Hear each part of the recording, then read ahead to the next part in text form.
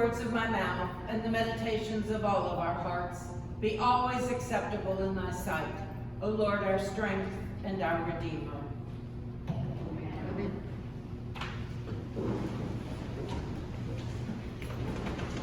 Wow.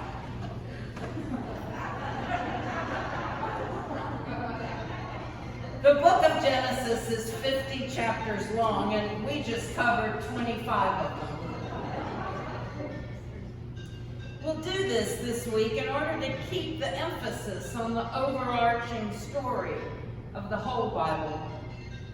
And some of these stories that we hear in shortened form today are some of my favorites.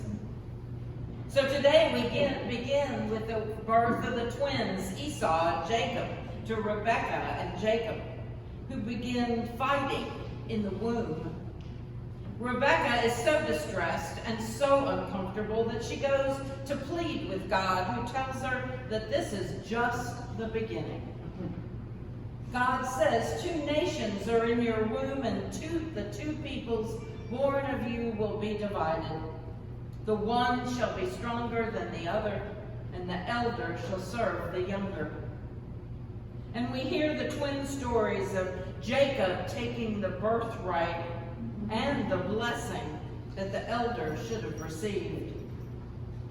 Now, Jacob's name means supplanter or trickster, and he uses trickery throughout his life and sometimes outright deceit.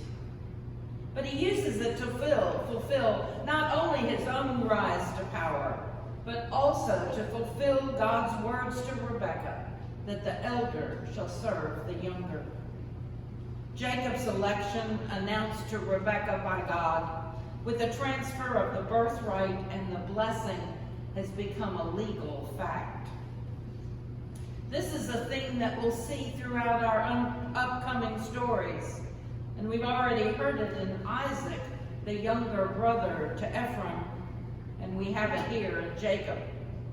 But it will continue into the story of Joseph, to remain through to David and to Solomon. God's choice of the younger son is consistent with God's own freedom, and also a reminder to us that we do not need to be first. We do not need to be top dog in order to receive God's blessing.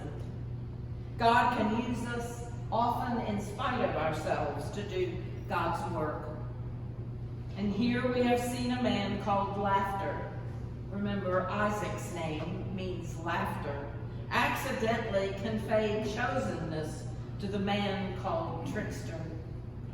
God's story needs to continue, using any means for Israel, for the church, and for each of us to be a blessing to our neighbors and to the rest of the world. It might help us to hear the blessing that Isaac bestows on Jacob more closely. This isn't merely a wordy and spiritual concept. It revolves around the practical notion of material welfare. In this is the belief that words have power, that they go forth independently from the one bestowing the blessing. But neither is it magical, because a blessing such as this is as much an oath or a bond between the blesser and the blessed. The blessing is not automatically effective. It will need to be nourished. Further work may need to be done in order for the full extent of the blessing to come to fruition. So Jacob leaves Rebekah and his home and goes to live with Rebekah's brother Laban. On the way, Jacob stops to sleep, where he dreams of the ladder to heaven, encountering God on his own, receiving the divine promises for himself, aligning himself in the destiny and the promise that God originally gave to Abraham. God not only promises once again of land, of progeny, but especially of blessing in order to bless others.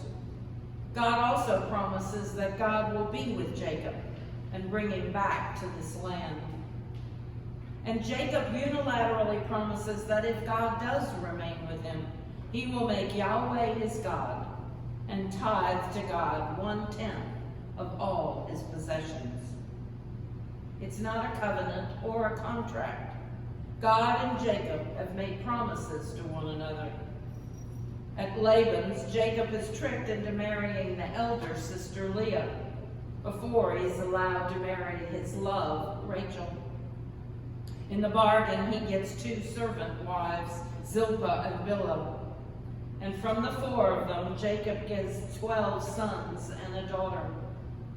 Only 2, the youngest 2, Joseph and Benjamin, are the sons of his beloved Rachel. Now, I must confess that I can't read the rest of the story without the soundtrack of Joseph and the amazing Technicolor Dreamcoat running through the back of my mind.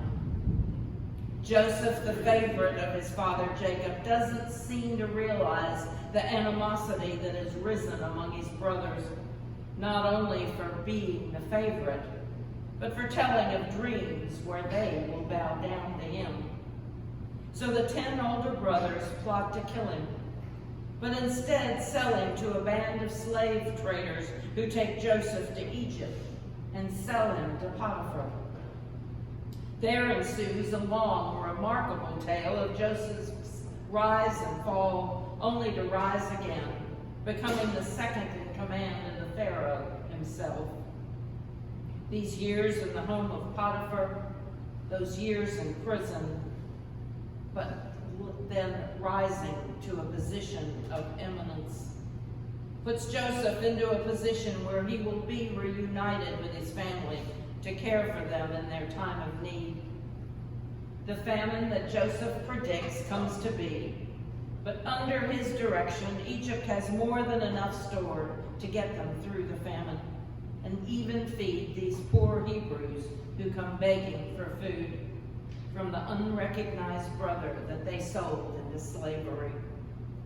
The story gets long and complicated, but the brothers are reunited. They, their father Jacob, and all their households, wives, servants, flocks, move into Egyptian lands protected by Joseph. So where do these stories fit into the larger story? First of all, that God can use any of us, in spite of what we might do, to do God's work in the world. Then to that God's love and protection is on a much larger arc than we are often able to see.